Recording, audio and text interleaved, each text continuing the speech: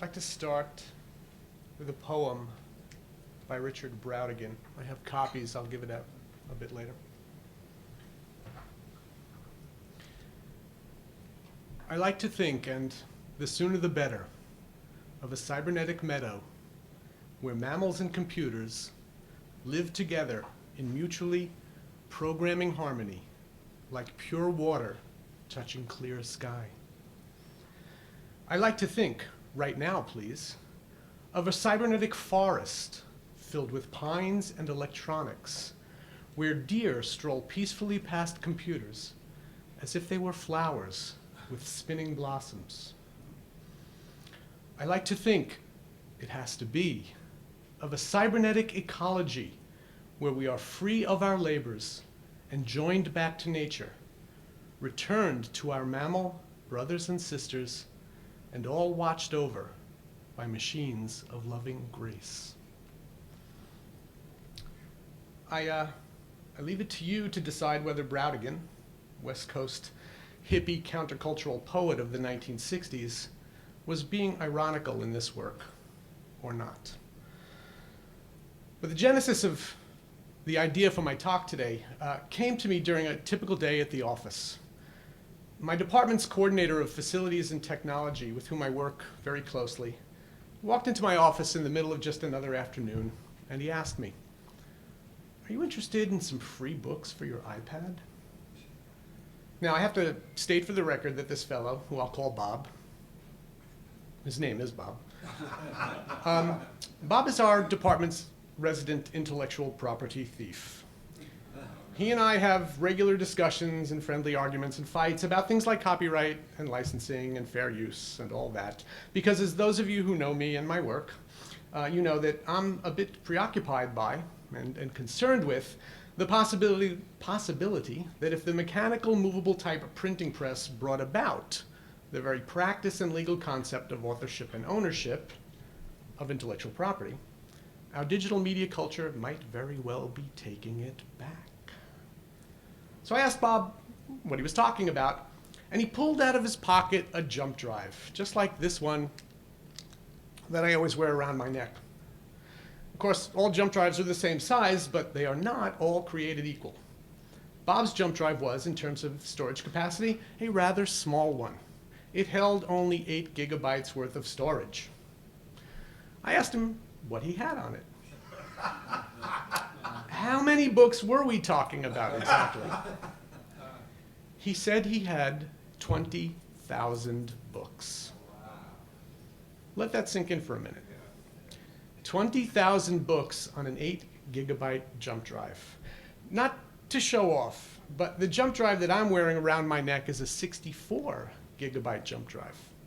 That's 8 times the capacity, which means that I could potentially be wearing around my neck the equivalent of 160,000 books.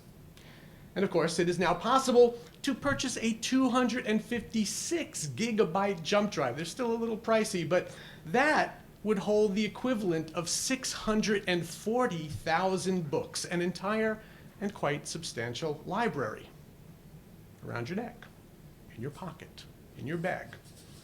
What a boon for former print culture and now text culture-oriented people like so many of us in this room. How wonderful and how light. I will, by the way, admit that I did take Bob up on his offer of purloined books, but I took exactly and only 20 books from him, not 20,000. Let me also go on to point out that according to the most recent set of figures I've come across last month in the Daily Mail, we now have access to over 1 billion websites via the World Wide Web. There are quite a number of interesting facts other than that in this article. For instance, that as many as 75% of these sites may be inactive, which means we really only use 250 million. That the World Wide Web officially turned 25 years of age this past April, and that the internet is running out of space. In the meantime, the number of actual discrete web pages is a bit more difficult to pin down. However, at least one valid and reliable estimate suggests that we all presently have access to somewhere between 35 and 50 billion unique pages. Again, How awe-inspiring are these numbers when you really stop to think about them, especially as people who are interested in the accumulated learning and knowledge of the global village in which we live, especially as people whose currency in stock and trade is ideas, and in particular, informed ideas, especially as archaeologists who dig deep into the treasure trove of our intellectual and our cultural history, not to mention the information avalanche and detritus of contemporary life. I realize, of course, the can of worms opened up by such enterprises as Google Books Library Project and Project Gutenberg, which is to say, I realize that not all of the published works of humankind are or ever will be available to us freely via the internet. Yet, if we think of the internet as a great cyber library, and this, of course, is only one conception of what it is, well, what an incredible gift we have at our disposal and for our great and our best use. Permit me one more f-stop to put this picture into complete focus. We now have this cyber storehouse available to us any place we find ourselves in the world and at any time. We have this because of that portal in our pockets and in our bags. We have this once again because of a relatively small and light device. We are free to roam, but still be grounded and connected. We are tetherlessly tethered to everything we need to negotiate our way through our days and through the world, including and especially the ways in which we use these inventions and innovations for what we do and what we bring to that world in our relatively brief time in it. But, and you knew there was going to be a but. For this occasion in this audience, I need to ask two questions. The first question is, at what cost all of this? Is it all as light as it seems to be, as I've made it out to be so far? And the second question is, what does this have to do with general semantics? To answer these questions, let me start out by noting that Richard Brautigan wrote his poem at almost exactly the same time that another down-and-out man of letters and fellow Bay Area resident, Philip K. Dick, penned his science fiction novel, Do Androids Dream of Electric Sheep? However, while Dick is largely credited as the person responsible for bringing the prefix cyber to the popular awareness, the term cybernetics was actually coined by MIT mathematician Norbert Wiener. He first introduced it in a rather technical book, Cybernetics, in 1948, and then he brought it to a wider audience 2 years later in 1950 with the publication of his book, The Human Use of Human Beings. The timing, just a few years after the United States effectively ended World War II by dropping atomic bombs on Hiroshima and Nagasaki, bears at least a mention here. Let me offer a brief quote from Wiener's book, The Human Use of Human Beings. And I quote, "We have modified our environment so radically that we must now modify ourselves in order to exist in this new environment. We can no longer live in the old one. Progress imposes not only new possibilities for the future, but new restrictions. It seems almost as if progress itself and our fight against the increase of entropy intrinsically must end in the downhill path from which we are trying to escape." Emphasis added here. Yet this pessimistic sentiment is only conditional upon our blindness and inactivity. For I am convinced that once we become aware of the new needs that a new environment has imposed upon us, as well as the new means of meeting these needs that are at our disposal, it may be a long time before our civilization and our human race perish. A fellow traveler, as one of our foremost thinkers about the consequences of a technological society, Jacques Ellul, offers a similar line of thinking a bit later on into the 20th century with the following colorful words. And again, I quote, "While crowds of people adopt all the technological developments, we can act only on individual levels. Hence, this is a true artisan's work.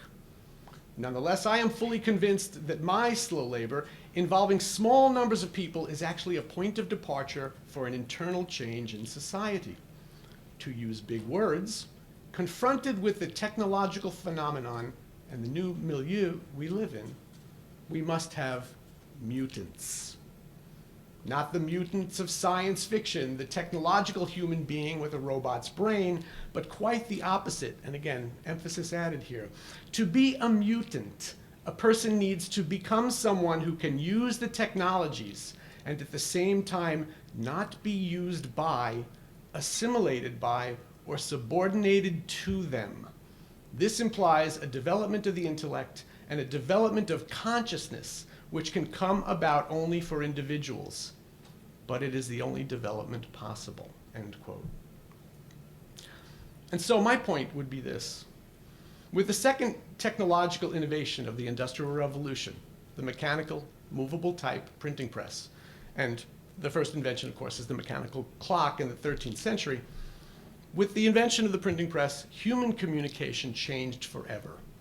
It changed because, on the one hand, it would from then on not just be about technologies like the stylus or the parchment scroll, but about machines.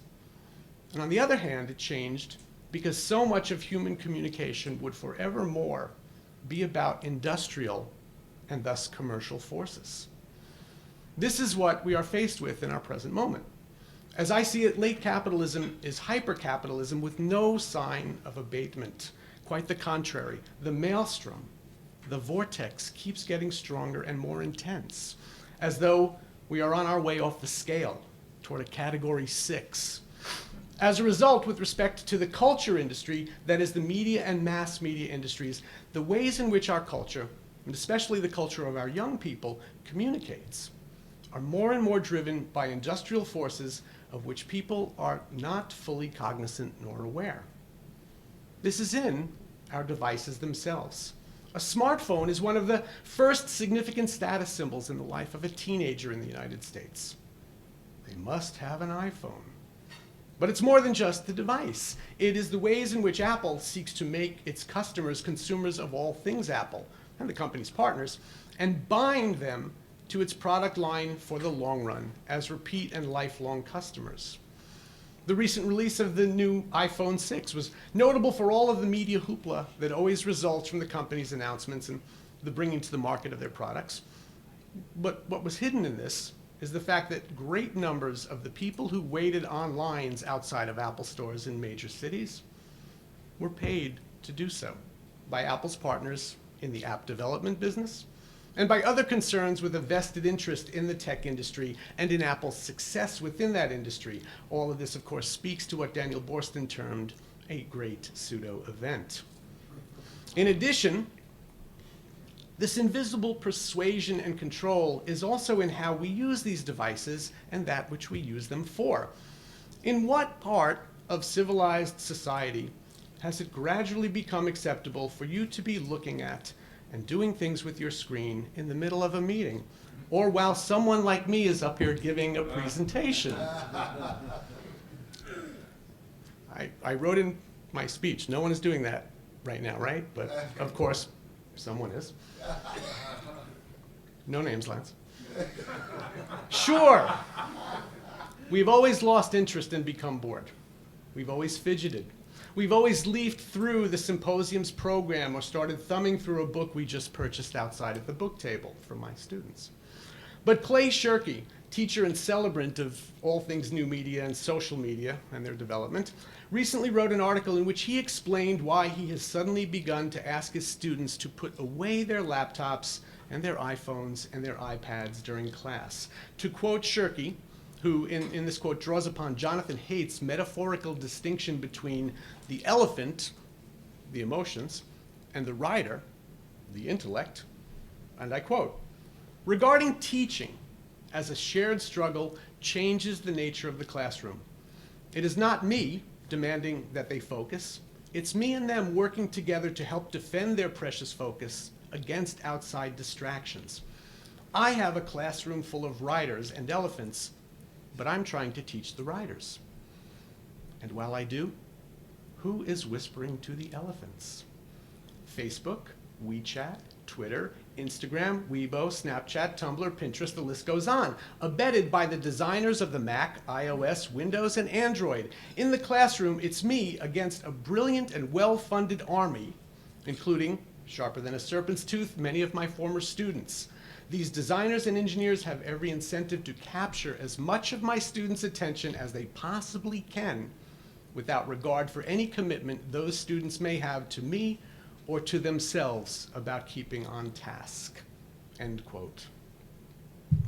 It is in the context of understanding contemporary human communication and the extent to which it is shaped and orchestrated by, to paraphrase George Gerbner, former dean of the Annenberg School of Communications at the University of Pennsylvania, shaped and orchestrated by a small number of very powerful companies with something to sell, that general semantics does matter a great deal and can hopefully help.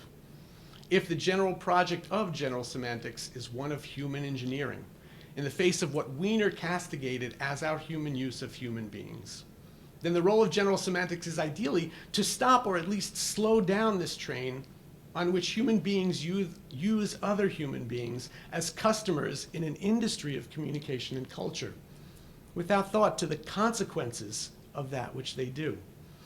Or, at the very least, it is our great task to help those people who are being used by showing them how their lives are bound to and bound by this story. Thanks.